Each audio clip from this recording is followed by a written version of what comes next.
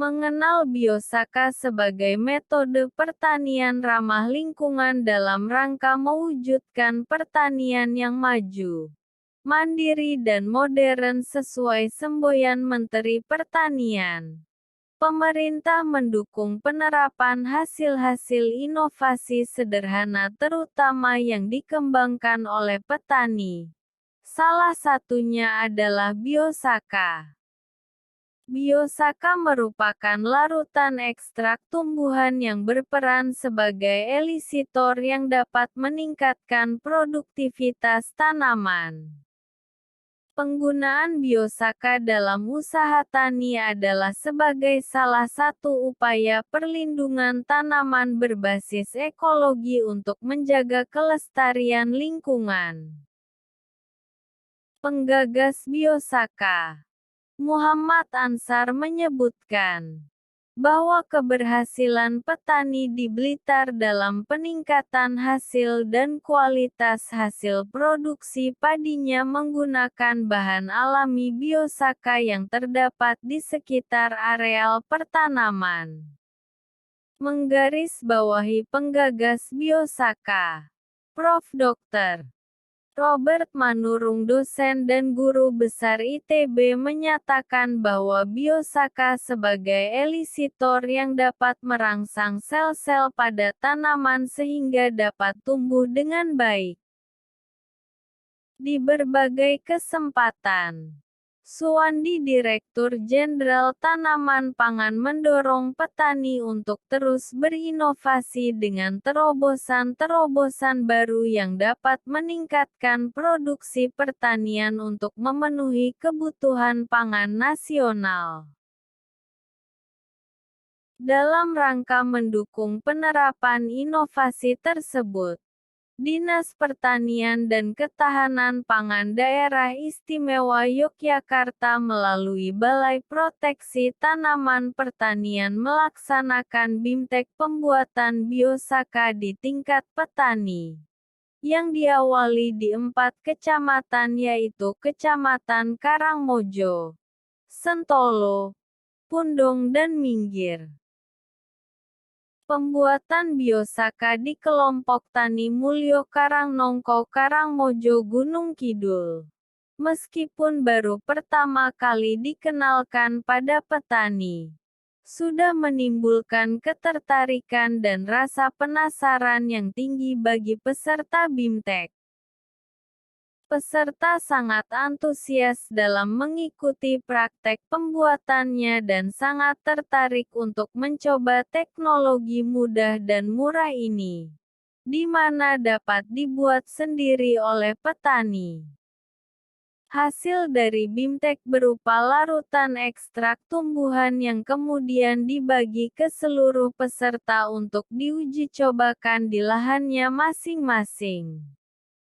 Lebih lanjut disampaikan bahwa terdapat 3 tahapan penting yang harus diperhatikan dalam pembuatan bahan alami biosaka. Pertama, pemilihan bahan yang tepat yaitu memanfaatkan berbagai macam dedaunan atau rerumputan di sekitar areal pertanaman yang kondisinya sehat. Artinya tidak terlihat adanya lubang-lubang atau bercak-bercak yang menunjukkan gejala serangan OPT. Kedua, proses pembuatannya dengan meremas tidak menghancurkan dedaunan atau rerumputan di dalam air sampai tercampur secara homogen, tidak mengendap, tidak berubah warna menjadi bening dan tidak mengeluarkan gas meskipun disimpan dalam waktu yang lama. Ketiga, aplikasi di lapangan dengan cara penyemprotan dengan pengabutan pada waktu, cara dan dosis yang tepat. Biosaka bukan merupakan pupuk dan bukan pula sebagai pestisida, tetapi berperan sebagai elisitor bagi tanaman untuk tumbuh dan berproduksi lebih bagus karena mengandung hormon, spora dan bakteri yang tinggi. Biosaka dibuat dari segenggam bahan minimal 5 jenis rumput daun yang sehat sempurna dicampur dengan 5 it air dalam wadah. Diremas dengan tangan kurang lebih 30 menit tanpa berhenti dan tidak boleh berganti orang hingga ramuan homogen. Penyemprotan dengan cara pengabutan minimal 1 meter di atas tanaman dengan nozzle menghadap ke atas dan dosis larutan sebesar 40 ml Biosaka, 15 it air.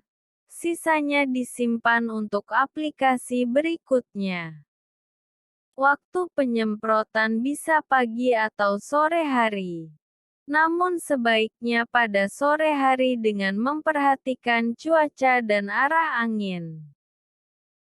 Untuk tanaman padi dan jagung, aplikasi dilakukan pada umur tanaman 7–10 HST dan dilanjutkan 7 kali dalam satu musim tanam dengan interval 10–14 hari.